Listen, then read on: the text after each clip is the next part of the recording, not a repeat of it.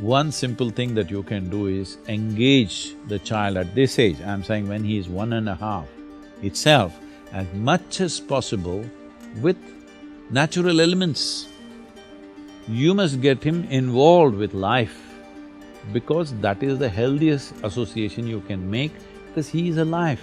He thrives best with involvement and engagement with life always. If you don't realize how to use it, if it becomes a compulsive process, then it can take your life.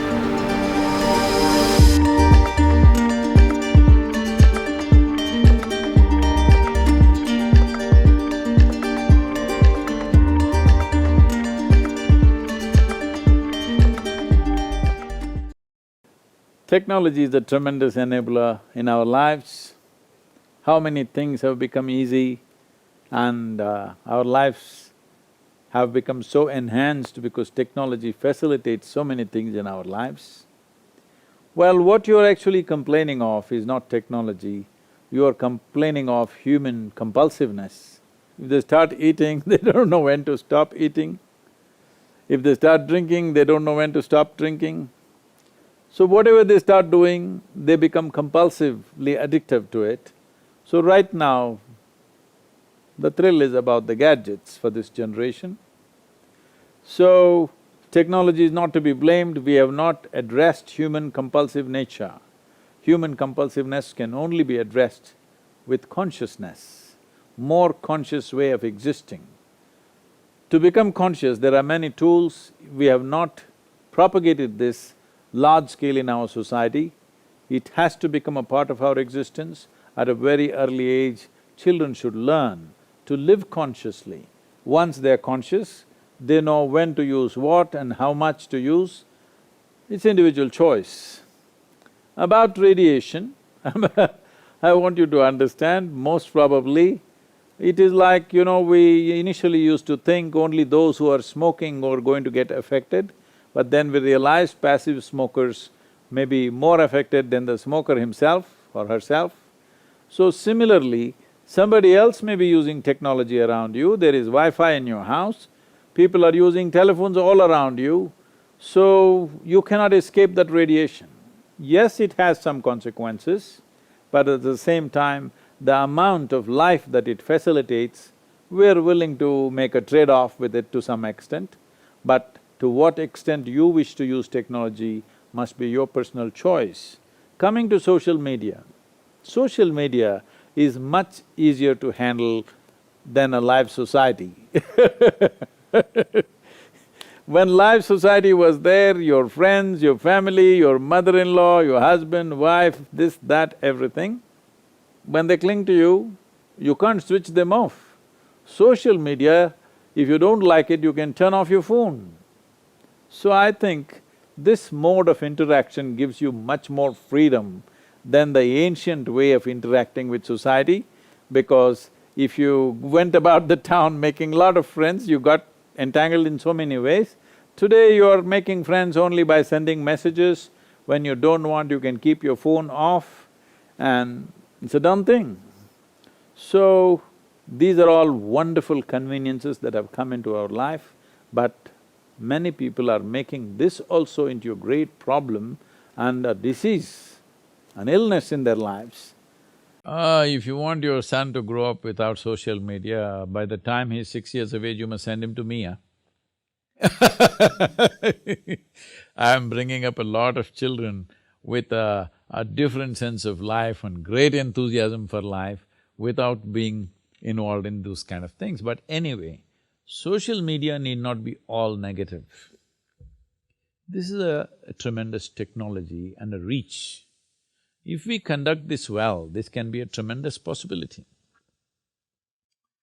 As you know, I myself am on social media all the time, but I am not on it because, whatever the content is put there, I don't know what they're saying in reply, I never see that.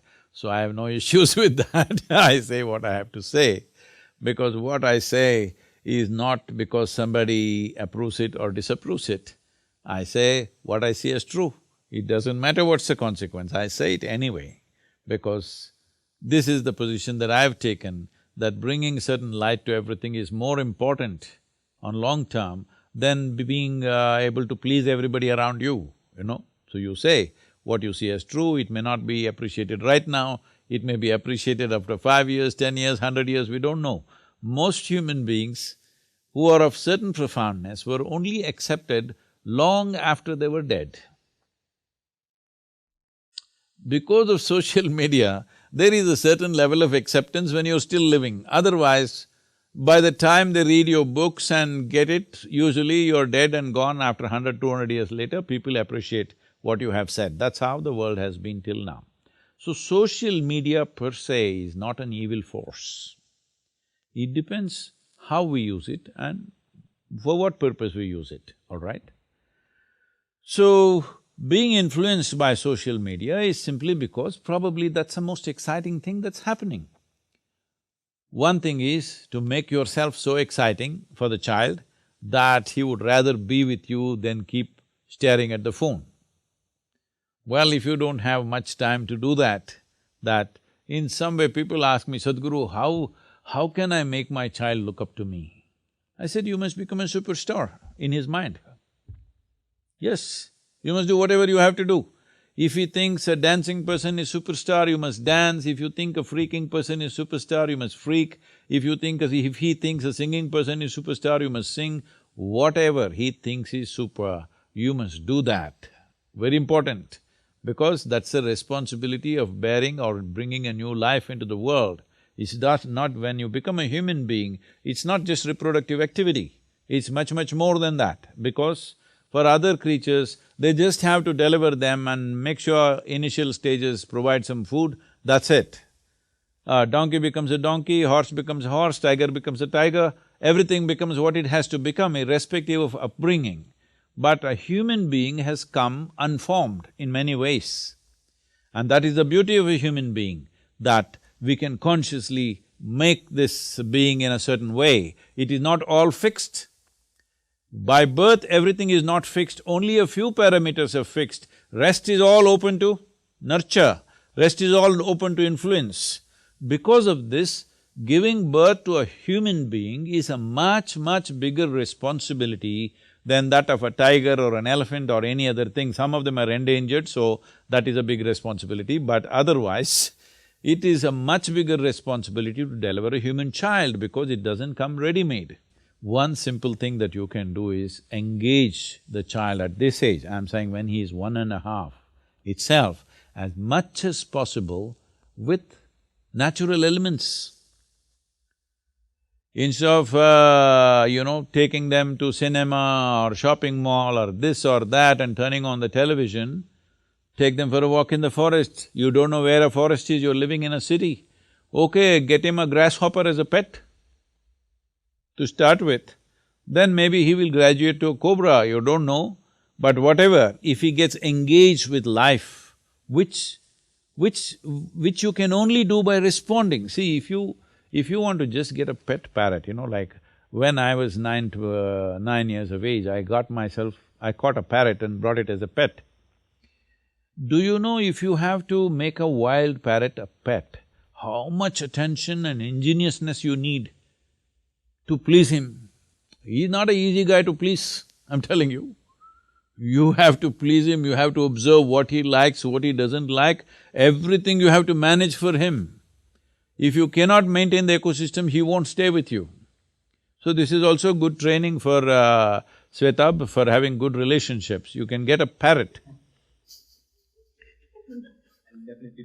or better a snake or something, because it needs a lot of observation and involvement. If a child grows up with this involvement, instead of holidays, you taking them to some shopping place and this and that, well, everybody need not go to, Africa to see wildlife. I'm telling you, just outside your city, on a Sunday morning, if you go out, some open place which is not an agricultural land, something where there seems to be nothing, if you just walk there with your eyes open, there's an incredible amount of life and your child will be naturally interested in all these things. He is interested in a bug, he is interested in a grasshopper, he is interested in an earthworm. Have you seen this or no? A child is interested in all these things.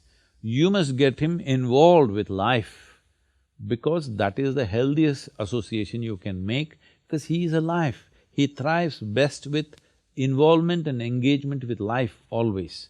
Right now, in a human society, is that not life? No, this has just become thought, emotion, prejudice, ideas, philosophies, ideologies, belief systems. This is what most human beings have become. The social media is full of that. No, he must engage with life. Once there is a certain contact and an involvement with life, believe me, nothing else entertains you as much as engagement with life. Once that happens to someone at an early age, they will not get addicted to anything. They'll always be open to life.